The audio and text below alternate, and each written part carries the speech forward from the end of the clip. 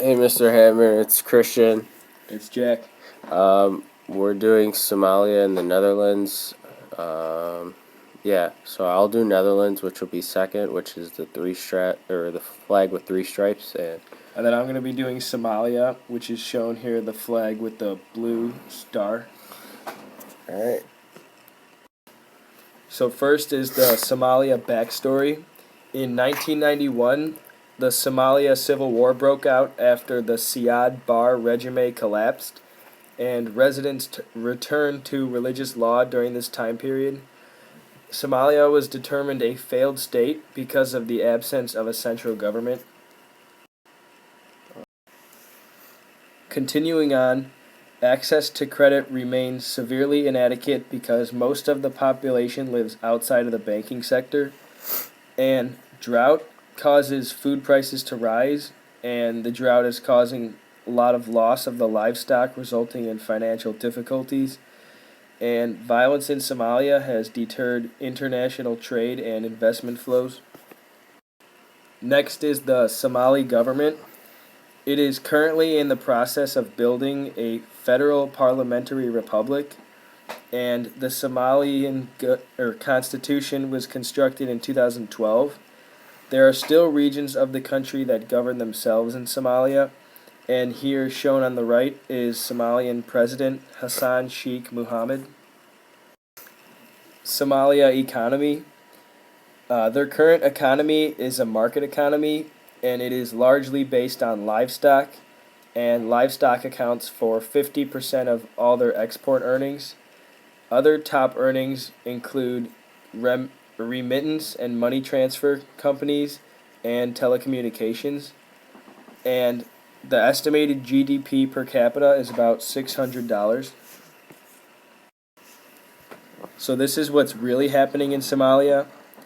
The south of the country is mainly ruled by warlords and militias that collect levels from the population, and Islamic armed group Al-Shabaab is in control of large areas of southern central Somalia. And the violence between the terrorist group Al-Shabaab and the Somali government is the main reason that there's no centralized government. And the leader of Al-Shabaab, Ahmed Abdi Godane, shown here on the right, was killed in an airstrike in March of 2015. And now on the Fragile State Index, Somalia is ranked number 2 on very high alert. And two of the biggest issues that they face are, and like biggest and most important, are factionalized elites and human rights. The factionalized elites is a terrorist group. Al-Shabaab is ruling the south of Somalia. And for human rights, there is no true government to enforce a constitution to give people their natural rights. Some programs that we came up with that would help the country of Somalia would be one, to request help from an external force to remove the terrorist group Al-Shabaab. Another one could be to establish a constitution to give the people their natural rights that they deserve. And the third one we came up with is to ask UN for aid in food and clean drinking water. Alright, we're going to be doing the Netherlands now. So, the Netherlands backstory, the Constitution was made in 1815. It was heavily revised in 1848. Since then, it's been amended many times. The most recent time it was amended was in 2010. So, it shows they have a very stable government. And on the Fragile States Index, it ranks 166 out of 178, which means it's very stable because Somalia was number 2, I believe. So, the Netherlands government's constitutional monarchy. The king is Willem Alexander. He's on the top right, and the prime minister is Mark Rutte. He's on the bottom right. The monarchy is hereditary, and which means passed down through the family. It's almost like England to an extent. The leader of the majority party is usually selected as prime minister by the monarchy, so it would be like the top political party front runner to it, I guess. Members of the council are chosen by the monarch as well.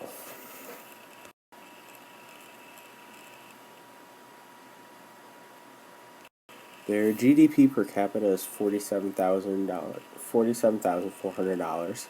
9.1% of the population lives below the poverty line, and they have the world's second largest. They are the world's second largest agricultural exporter, which, and surprisingly, they only employ 2% of the labor force for this area. Um, I think 81% was in like services and other areas. $552.8 billion was exported in 2014, and then they imported $448.8 billion last year. What's really happening? In 2009 to 2010, the economic downturns that were suffered all over the world required billions of dollars in government support, but the European Banking Authority deemed the Dutch banks to be well capitalized, unlike other countries. Stimulus programs and the bank bailouts resulted in government budget deficit of 5.3% in the GDP of 2010. The government sought to stimulate the domestic economy by accelerating infrastructure programs and offering corporate tax breaks for employers to retain their workers and expand export credits. So, almost basically keep businesses open. Another thing that's happening is there's a severe water crisis in the Netherlands. There's droughts causing water scarcity.